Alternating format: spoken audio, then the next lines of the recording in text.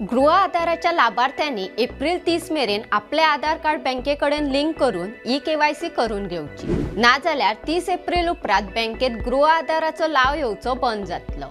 फक्त 30% लाभार्थी ही प्रक्रिया पुराय करपाचे उरल्यात अशी माहिती बायलां आनी भुरगीं उदरगत खात्याच्या वरिष्ठ अधिकाऱ्यांनी दिली।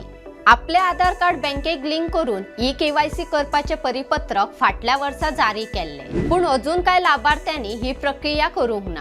तांकां उगडास करून दिवपाचे निर्देश मुख्यमंत्र्यांनी बायलां आनी भुरगीं उदरगत खात्याक दिल्ले अशें अधिकाऱ्यान सांगले। बँकेत वचून लाभार्थ्यांनी ई-केवायसी प्रक्रिया करची।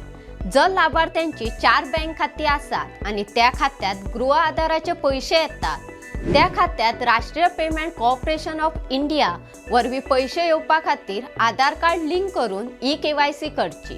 उपरांत हे विशींची कागदपत्रां म्हाल पावड्यार खात्याची गट कार्यालयात दाखल करची अशी माहिती अधिकाऱ्यान दिली। 80% लाभार्थ्यांनी ही प्रक्रिया पुराय केल्या जाल्यार 20% लाभार्थी उरल्यात। 1,40,000 मधले 25,000 लाभार्थी ही केवायसी प्रक्रिया करपाचे उरल्यात।